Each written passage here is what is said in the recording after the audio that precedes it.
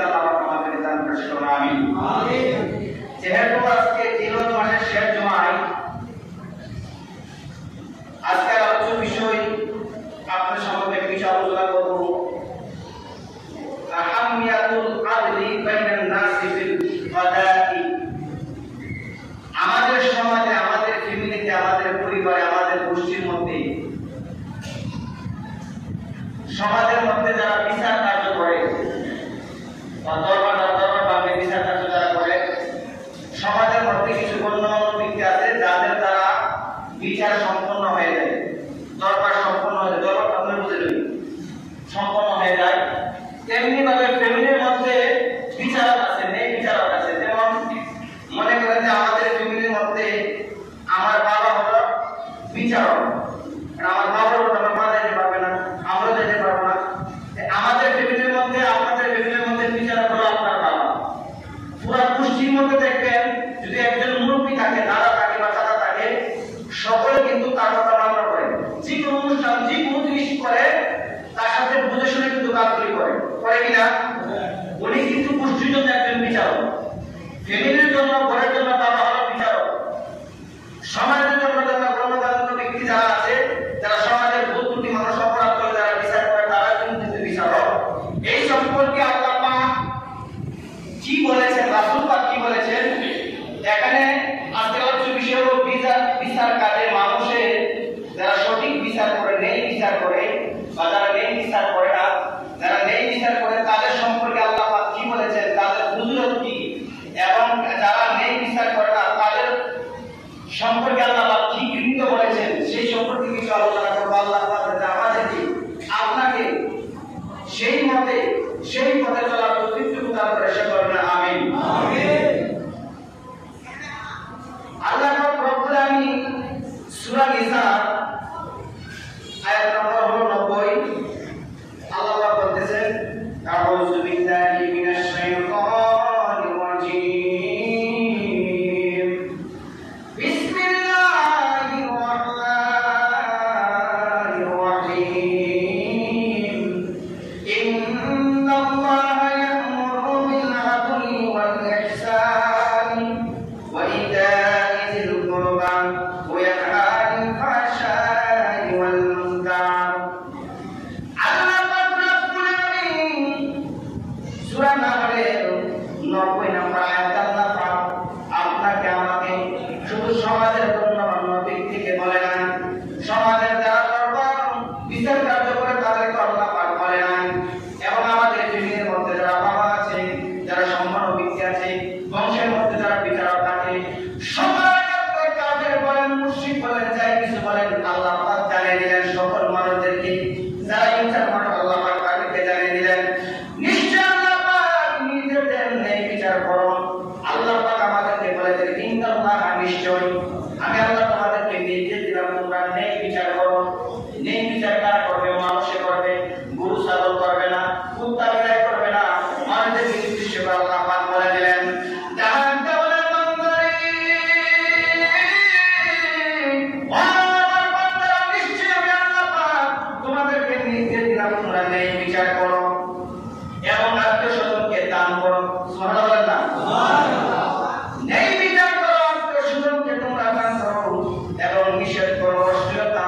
সমাজের মধ্যে অশ্লীল কথাবার্তা অনেক মানুষ বলে, খারাপ কাজে লিপ্ত থাকে, বিভিন্ন মানুষকে ক্ষতিগ্রস্ত করার চেষ্টা করে।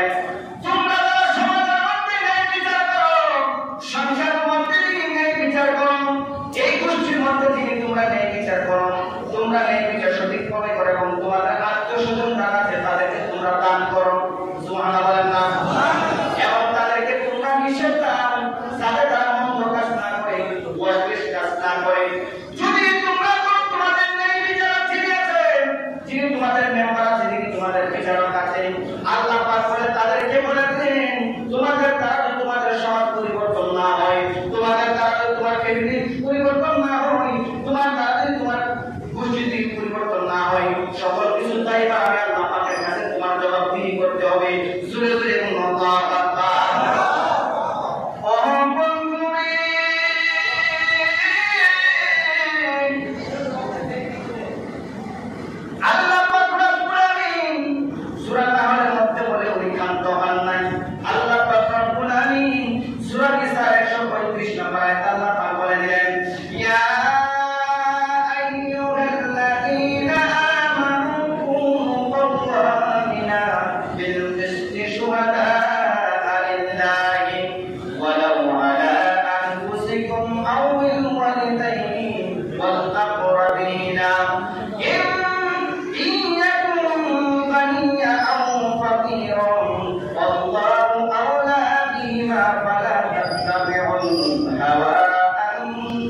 দিল। আল্লাহ পাক রব্বুল আলামিন সূরা নিসা 135 নম্বর আয়াতে আল্লাহ পাক জানিয়ে দিলেন, হে ঈমানদার যারা ঈমান এনেছো, নেক বিচারের উপর তোমরা দৃঢ় প্রতিষ্ঠা হয়ে যাও। সুবহানাল্লাহ বলেন না? কাকে বললেন?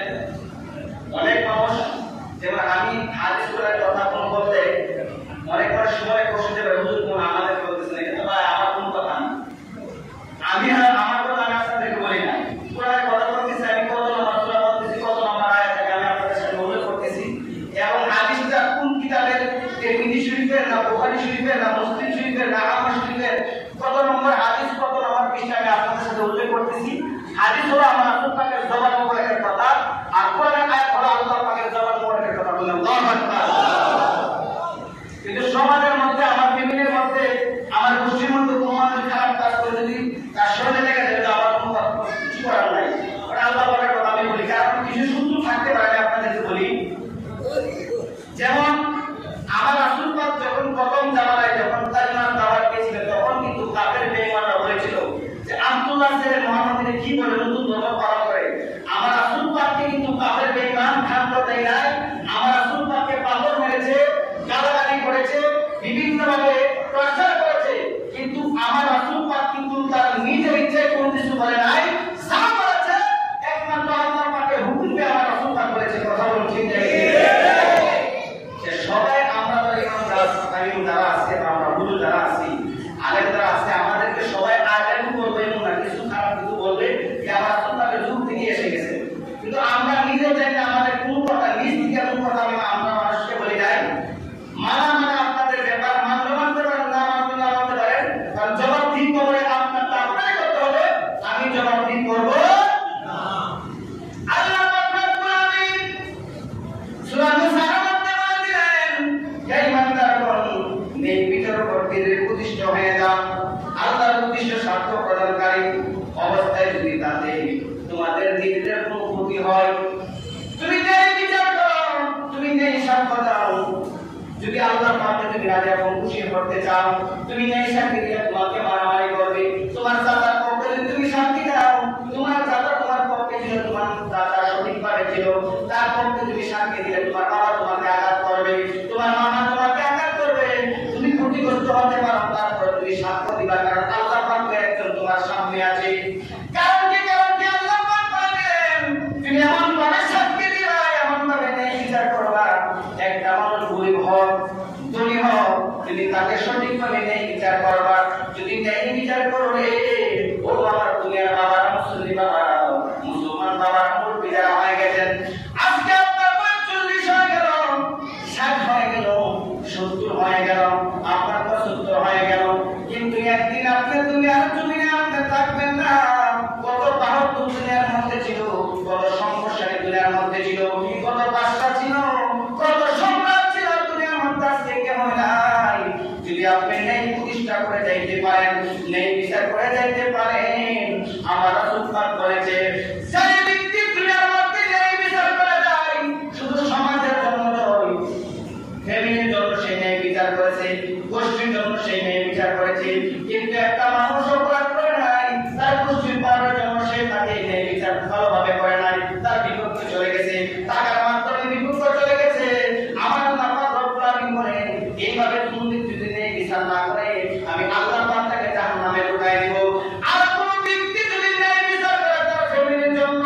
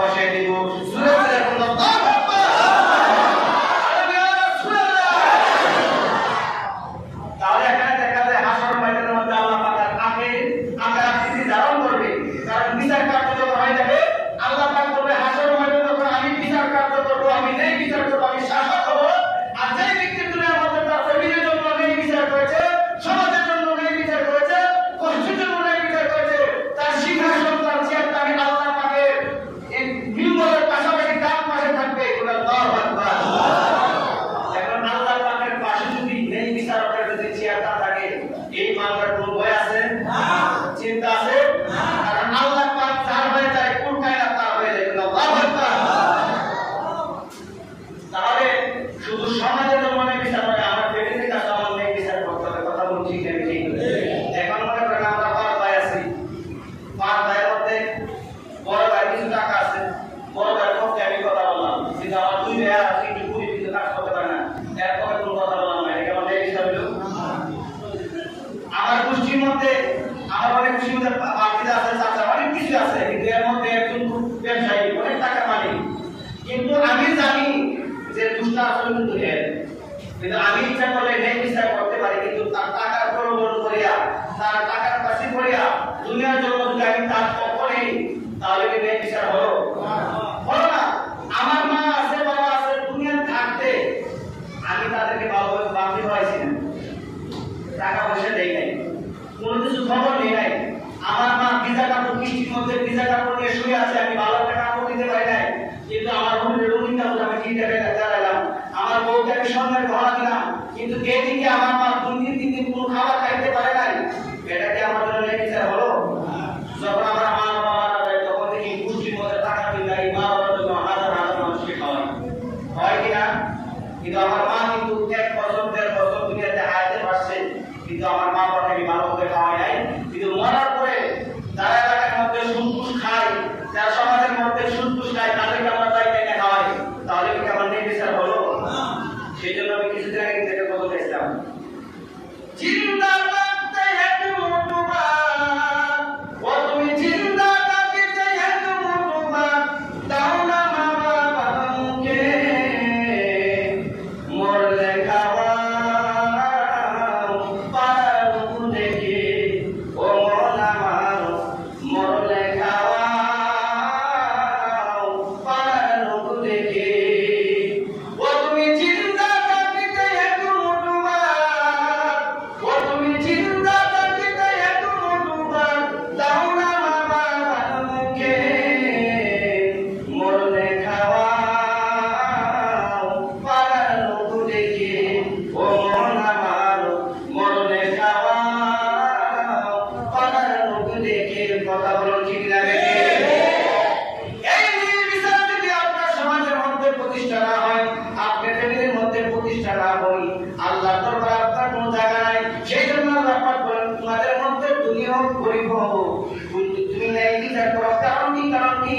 সমাজের মধ্যে মানুষ ধনী হইতে পারে, গরিব হইতে পারে, মিসকিন হইতে পারে, কিন্তু যে আল্লাহ পাক আমাদেরকে সৃষ্টি করেছে, আমার আল্লাহ পাকের কাছে সকল বান্দাই সমান। সুরে বলুন আল্লাহু আকবার। আরেকটু সুরে বলুন ইয়া রাসূলুল্লাহ। এখন আমাদের এই বিচার করার দরকার আছে কি নাই? আছে কি নাই? এই বিচার কেমনে করব? প্রত্যেক নামাজের সময় মুসলিম জুতা টাকা এই বিচার দিল, আমি নামাজটা হইয়া বাড়িতে গেলে দেখুন একটা আমার মুসলিমের জুতা নাই, আগে 2 দিন আমার তোমার জুতা বিচার হবে না। এখন আপনি নামাজ পড়ার জন্য আসবেন, নামাজ হুকুম না কার? হুকুম না কার? এখন আল্লাহর ঘরে আসবেন, আল্লাহকে সেজদা দেওয়ার জন্য, আল্লাহর হুকুম আদায় করার জন্য। এখন আমি জুতা নিয়ে যাই কে নামাজের হুকুম আছে, এগুলো এই বিচার হইল। হ্যাঁ, আপনি নিজকে নিজে বিচার করেন। বিবেকের মধ্যে কোন সাহিত্যিক বলেছিল যে কোন আদালতে মামলার মধ্যে যাইতে হবে না, তোমার সঠিক আদালত হলো তোমার বিবেক। তোমার বিবেককে তুমি প্রশ্ন করো, তোমার বিবেকে উত্তর দিয়ে দিলে তুমি সঠিক আছো না ঠিক আছো। কথা বলুন ঠিক না ঠিক? এখন নামাজ আসে একটা আছে যে হুজুর সরবা জুতা লাগিয়েছে, গাড়ি একজনের জুতা দুয়ারে চিন্তা করতে দিয়েছে, কিন্তু একটা জিনিস দেখবেন জুতা কিন্তু ইজতের মধ্যে একটা জুতা নিয়ে পাও দেবো জুতিরা আগে চলে কই করে দাও ওটা আমার মন দিয়ে আমার মূর্তি মানুষ দিলে জুতা টাকা তো গুরুনি সারাম দা আর গুরুনি ইজতের কিন্তু জুতা কিন্তু ইজতের মধ্যে খেয়াল রাখতে হবে যে আমি যে জায়গা থেকে আমি জায়গা দিয়ে যাই। এখন শুধু এটা না, জুতা চুরিয়ে যায়, সে মসজিদ থেকে যদি জুতা চুরি হয়ে যায়, এখন পরে আমাদের ইসলাম আমাদের ইমান কোথায় আছে? আমাদের ইমান কোথায় আছে? আমরা নামাজ পড়তেছি, 5 ওয়াক্ত নামাজ আদায় করতেছি, রাসূল পাকের আদর্শ আমরা ধারণ করার জন্য চেষ্টা করতেছি, আয়াতকে মহব্বত করার চেষ্টা করতেছি। এখন যদি আমাদের কর্ম নিরব হয়ে যায়, তাহলে কি আমরা কি আসলে মুসলমান হয় না? আমরা তো নামে মুসলমান। আল্লাহ পাক এইসব কাজ থেকে আমাদেরকে হেদায়েত দান করুন সবাই আমিন। আমিন। দুরূদ শরীফ পড়ুন। আল্লাহুম্মা সাল্লি আলা সাইয়্যিদিনা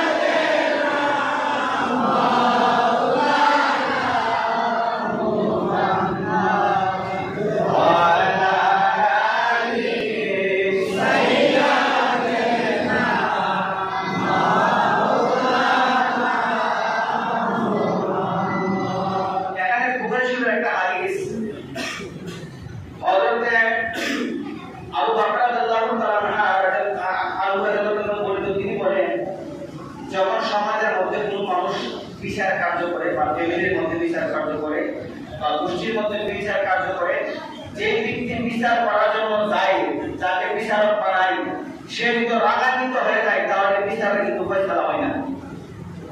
বলেন না, আমি নিজে ক্ষেত্রে দেখি আমরা আমাদের রাগটাই আমি জীবনে সঠিক বিচার করা যায়, আমরা রাগের অবস্থাটাই আমি কি সিদ্ধান্ত নিই না তখন মাথার মধ্যে কাজ করবে না। এখানে করতেছে আর আলী বকর রাদিয়াল্লাহু তাআলা আনহু قال سمعت يا رسول الله صلى الله عليه وسلم لا يقضين حكم بين اثنين وهو عدل متفق عليه। হযরত আবু বকর রাদিয়াল্লাহু তাআলা বলেন, তিনি বলেন রাসূল পাক সাল্লাল্লাহু আলাইহি ওয়াসাল্লাম বলেছেন, যদি যখন মানুষ বিচার কার্য করার জন্য সমাজের মধ্যে যায় বা ফ্যামিলিতে যায়, যে বিচারকের রাগান্বিত অবস্থায় থাকবে, রাগ বেশি থাকবে, সে কোনোদিন বিচারের ফয়সালা দিতে পারবে না। এখন আরেকটা হাদিস হলো বুখারী শরীফের প্রথম খণ্ড, হাদিস পৃষ্ঠা নম্বর 91, হাদিস নম্বর 651। এই হাদিসটা আবু হুরায়রা রাদিয়াল্লাহু তাআলা বর্ণিত, তিনি বলেন রাসূল পাক সাল্লাল্লাহু আলাইহি ওয়াসাল্লাম বলেন, হাসরের ময়দান যখন কায়েম হয়ে যাবে, কোন মানুষ যখন মানুষের আদালত করে সূর্য থাকবে, সকল মানুষ যখন নাফসি নাফসি করবে, কিন্তু আল্লাহ পাক সাত শ্রেণীর ব্যক্তিকে আল্লাহ পাকের রহমতের আরশের ছায়া নিচে আল্লাহ পাক আশ্রয় দিবেন। কে বললেন? আমার নবী। কে বললেন? আমার নবী কি মিথ্যা কথা বলে? এই ঈমান যদি থাকে, এই বিশ্বাস যদি থাকে, কোন মানুষ ঈমান থাকবে? আমার রাসূল পাক জিন্দেগিতে 63 বছর জিন্দেগিতে কোনোদিন মিথ্যা কথা বলে নাই। যা কিছু বলেছে একমাত্র উম্মতের নাজাতের জন্য কথা বলে, ঠিক না বেঠিক? আমার নবী বললেন, হ্যাঁ আমার দুনিয়ার উম্মতরা, তোমরা শুনে রাখো, যখন হাসরের ময়দান কায়েম হয়ে যাবে, যখন সূর্য তার আলো করে তাকিয়ে বদর তুলি করে করে জমিনের মধ্যে পড়বে, তোমরা ইয়ানাফসি বলে কান্নাকাটি করবে, শুধু কান্নাকাটি করবে, অনুঙ্গ অবস্থায় থাকবে। কিন্তু আল্লাহ পাক ঘোষণা করে দিলেন, এই হাসরের ময়দানে, কিয়ামতের হাসরের ময়দানে আমি আল্লাহ পাক সাত শ্রেণীর ব্যক্তিকে রহমতের ছায়া তলে আশ্রয় দিব, আমার নিকটবর্তী, আমার কাছাকাছি। সূরা আল্লাহু আকবার। এখন আমরা নামাজ পড়তেছি আল্লাহ পাককে পাওয়ার জন্য, আল্লাহ পাকের হুকুম আদায় করার জন্য। আমরা আল্লাহ পাককে দেখি নাই, কিন্তু আমরা আল্লাহ পাককে বিশেষ করে কেমনে বিশ্বাস করি?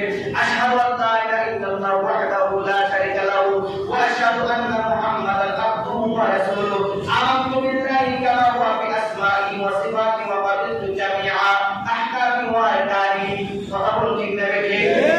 আল্লাহ পাককে আমরা দেখি নাই, আমার রাসূল পাককে আমরা দেখি নাই, সাহাবাদেরকে দেখি নাই, তাবেঈনকে দেখি নাই, কিন্তু আমরা তাদেরকে যার মাধ্যমে আমরা আল্লাহ পাককে চিনেছি, আমার রাসূল পাককে চিনেছি, তারা হলো বলি আল্লাহ, তারা হলো আমাদের প্রিয় মুর্শিদ।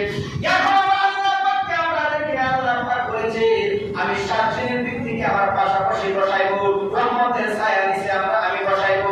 ওই সাত ব্যক্তি কাটা, ওই সাত ব্যক্তিগুলো কারা কারা?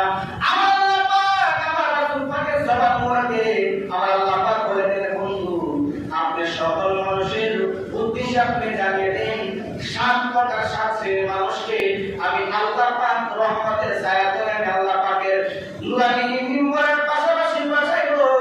এর মধ্যে এক নম্বর হলো, যেই ব্যক্তি তার ফ্যামিলির মধ্যে, যেই ব্যক্তি তার সমাজের মধ্যে, যেই ব্যক্তি তার গোষ্ঠীর মধ্যে, যেই ব্যক্তি তার নিজের মধ্যে, যেই ব্যক্তি নেই বিচারক হয়, নেই শাসক হয়, আমি আল্লাহ পাক ওই ব্যক্তিকে আমি আল্লাহ পাক আমার কাছাকাছি বসাইবো। জোরে জোরে বলুন আল্লাহু আকবার। এক নম্বরে নেই বিচারকের কথা আমার আল্লাহ পাক বলে দিলেন রাসূল পাকের মাধ্যমে। এখন আমরা যারা আছি, আমার ফ্যামিলি আছে, আপনার ফ্যামিলি আছে, আপনি আপনার বয়সের জন্য বিচার করতেছেন কিনা, আপনার সন্তানের জন্য বিচার করতেছেন না, কিন্তু মা বাবার কিছু দোষ আছে, সব মা বাবার না। দেখবেন তিনটা সন্তানের কাছে জীবনের চেয়ে বেশি জীবনের কোনো কথা বুঝে না, অনেক মা বাবা কিন্তু আছে যে তিনটা ছেলের মধ্যে দুই ছেলের টাকা বেশি, তিন ছেলের ছেলে মেয়েকে পুরো করে, কিন্তু আগে দুটো করি জীবন লুতে চান লুতে ভাড়া কি দিকে ওর মনে আমাদের আমার মাথায় আমি বছর 3 শাড়ি দিই, আব্বারে খাওয়াই, পাঞ্জাবি দেই, পাঞ্জাবি না পারে দিই, মিষ্টি আগে আমার দুই ভাইকে কিছু জানে না, আমার কোথায় দিয়া আমার শুধু ভাই কোথায় দিয়ে যা দুইটা কিন্তু বড় ভাই এটা কিন্তু নেই বিচার নয়, কিন্তু মার কাছে কিন্তু সন্তান তিনটি সমান। অনেক মা বাবা আছে টাকা ওরা সন্তান হলে তাদেরকে বেশি মহব্বত করে না, এটা আমার মা বাবার কথা না, কারণ নেই বিচার সন্তানের জন্য সমান আর নেই বিচারকে আপনার পাশাপাশি করে দেখুন। আল্লাহু আকবার। দুই নম্বর হলো যেই যুবক তার জীবন গড়ে উঠেছে তার প্রতিপালকের ইবাদতের মাধ্যমে। যুবকের কথা বললেন, অনেক যুবক আছে যৌবনের তাড়নায় অন্য মাসের কাছে পাপ্তা চুরি করে, আড়াল চুরি করে, মেয়েদেরকে ডিস্টার্ব করে, ঘরের মধ্যে টাকা চুরি করে, বিভিন্ন মানুষকে ক্ষতি করে। যৌবনের তাড়নায় মানুষ গুনাহ থেকে লিপ্ত হয়ে যায়, কিন্তু এখানে আমার রাসূল পাক বলে দিলেন সেই যুবক আপনি বুঝলেন, যেই যুবক তার জীবনটা গড়ে উঠেছে একমাত্র আল্লাহ পাকের ইবাদতের জন্য। মাশাআল্লাহ, এই জগতের মধ্যে অসংখ্য যুবক আমি দেখি আমার পিছনে নামাজ আদায় করে পাঞ্জাবের আমার মসজিদে অনেক যুবক আছে। আমার নবী আপনার নবী জানেন উম্মতরি ও উম্মতরা, যেই যুবক তার জীবনটা গড়ে উঠেছে ইবাদতের মাধ্যমে, মানুষের কোনো ক্ষতি করে না, পাপটা চুরি করে না, কালা চুরি করে না, মানুষের কোনো ক্ষতি করে না, কোনো মেয়েকে ডিস্টার্ব করে না, এই যুবককে যখন আল্লাহর প্রতি আকর্ষণ হয়ে যায়, আমি আল্লাহ পাক আমার বন্ধুর মাধ্যমে ঘোষণা দিয়ে দিলাম ওই যুবক তো আমি আল্লাহ পাকের পাশাপাশি হাসর ময়দানের মধ্যে বসবে। জোরে জোরে বলুন আল্লাহু আকবার।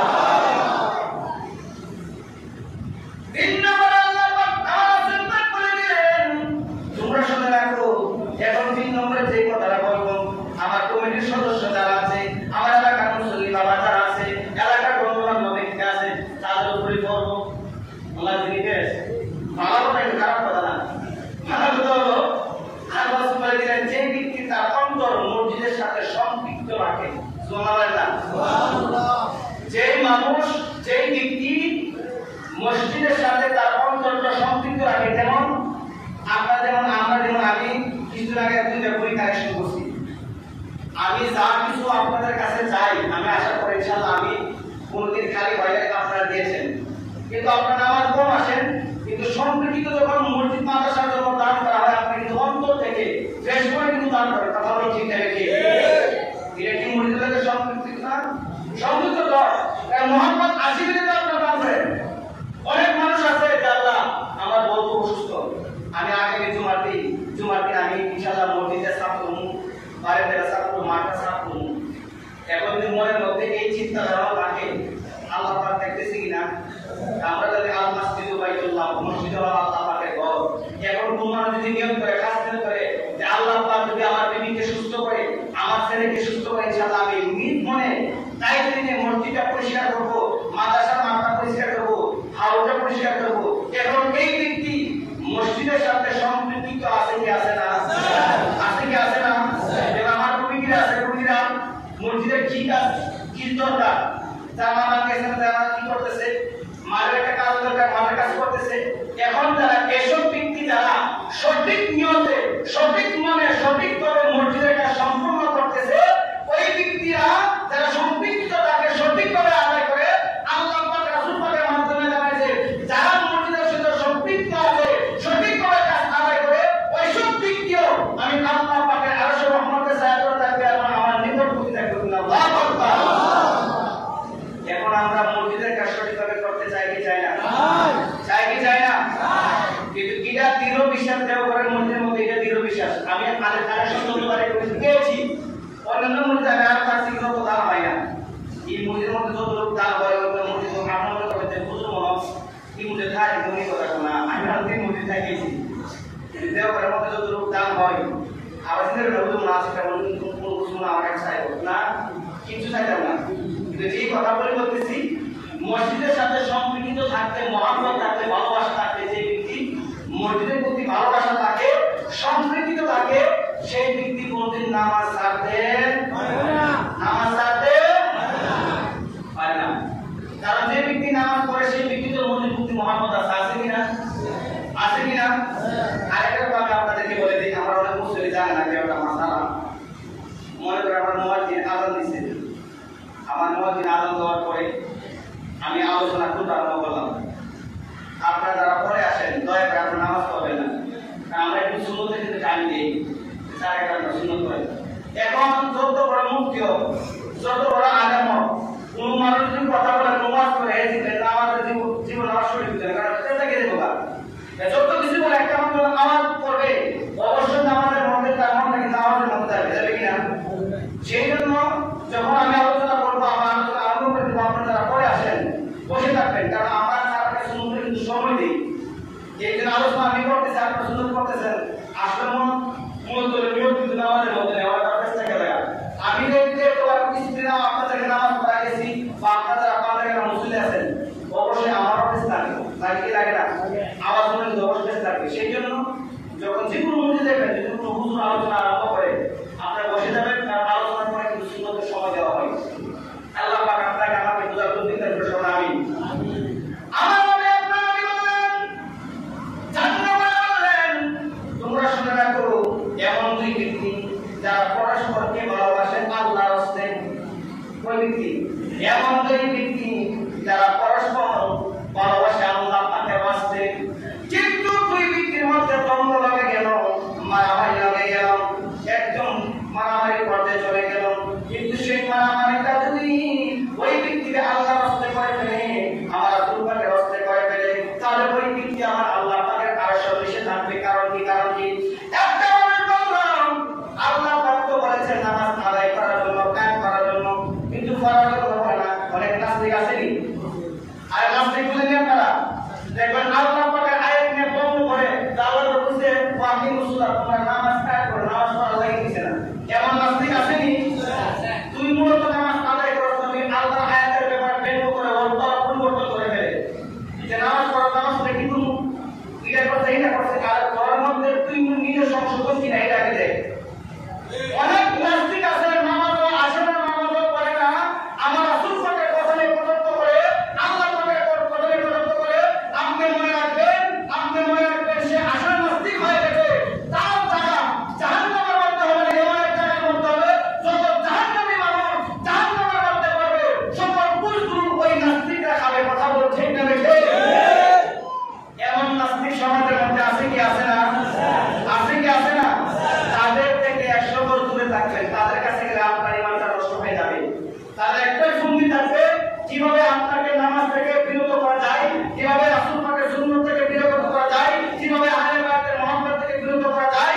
ওই সব লোক আপনি আল্লাহর জন্য তার সাথে ঝগড়া করেন, আমার রাসূল পাকের জন্য ঝগড়া করেন, আহলে বায়তের মহব্বতের জন্য আপনি ঝগড়া করেন।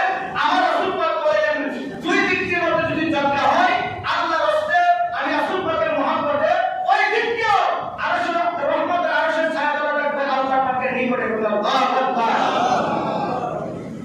সামনে তো আমাদের মুহররম মাস আসতেছে, এই মুহররম মাসের মধ্যে পরিচয় হয়ে যাবে কারা রাসূল পাকের আশিক, কারা রাসূল পাকের দুশমন। কথা বলুন ঠিক নেবে ঠিক? কথা বলুন ঠিক নেবে ঠিক? যখন ইমাম মুসলিম রাদিয়াল্লাহু তাআলা যখন শের মুবারক এই বেঈমান সীমা যখন দামেস্ক শহরে নিয়ে গেলেন, সারা শহর ইয়াজিদ আমরা এমন ভাবে সাজাইছে, এমন ভাবে আনন্দ করতেছে, মনে করতেছে যে কি জাহান্নামী মুজাহিদ তার সামনে আসতেছে। বলে আল্লাহ, ইমাম হুসাইন কি জাহান্নামী? ইমাম হুসাইন জান্নাতি না জাহান্নামী? জান্নাতি। ইমাম হুসাইন আমার রাসূল পাকের জিন্দেগিতে পেয়েছি। ইমাম হুসাইন রাদিয়াল্লাহু তাআলা কতবার আমার রাসূল পাক তার শরীরের মধ্যে চুমা খেয়েছে, আমার রাসূল পাক নিজে অনেকবার খেয়েছে। এই শির মুবারক যখন দামেস্কের শহরের মধ্যে ওই বেঈমান সীমা যখন নিয়ে গেলেন, ইয়াজিদ বাহিনী, ইয়াজিদের দলেরা সারা দামেস্কের শহর রঙিনভাবে সাজালেন, আনন্দ করলেন, দুধ পেলেন, সকল কিছু করলেন, এমন বলে আনন্দ করেন, সারা শহর সারা আনন্দ করেন। এখন মুহররম মাস আসলে যারা আনন্দ করে, যারা খুশি হয়, তারা কার বংশ? কার বংশ? কার বংশ? মুহররম মাস আসলে আমরা আনন্দ করবো না, আমরা কান্না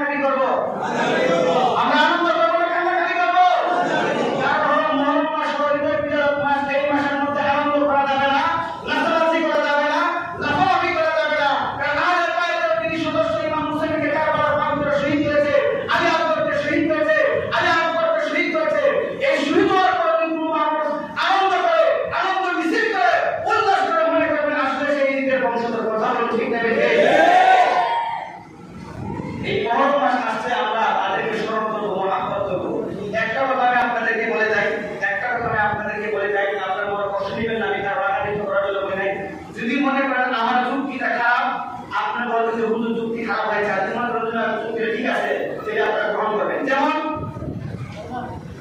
এই মুহররম মাস যখন আসে তখন আমাদের বিভিন্ন মুকাদ্দরের সামনে কিন্তু অনেক খাতাও থাকে কিনা থাকে। এখন অনেক খাতার মাঝে এখন এই মুকাদ্দরের সেবা যত্ন করে বা গোলামি করে যা অনেক কিছু করে তাদের কর্তব্য তাদেরকে আপনার উদ্দেশ্য করে আমরা বলছি, আমি আপনাদেরকে বলছি, কারণ আমরা আগে দায়িত্ব মহাপত করি মুহররম মাস যখন আসবে আপনারা এই মুকাদ্দরের সামনে কোনো কথা বলেন না, কেউ যখন বুঝেন বিভিন্ন রকমের কথা বলে, কিন্তু এখানে মুহররম মাস আসছে আমাদের ঈদের বিতরণ মাস, আমরা কান্নাকাটি করবো, তাহলে আমরা দাঁড়িয়ে গাইব, আমরা তাদের ঐতিহ্যে আমরা সামনে কারবালা আছে বা কারবালার প্রান্তরে যে ঘটনাগুলি করছে এগুলো আমরা করবো এবং ভ্যালু হয়ে যায়। কারণ আমরা অনেক আছে যে আমরা কারবার যারা আছেন মুখা করে যত্ন যারা করেন পরিদর্শক যারা করেন এরা কি মুসলমান না? মুসলমান কিনা? কারণ আমি কিন্তু সবসময় এই কথাটা বলি, ইমাম হোসেন রাদিয়াল্লাহু তাআলা যখন সীমার যখন গলার মধ্যে ছুরি লাগালেন তখন কিন্তু 2 রাকাত নামাজের জন্য কিন্তু আফতার করেছিলেন, কথা বলুন ঠিক না? উনি যখন নামাজ পড়েছে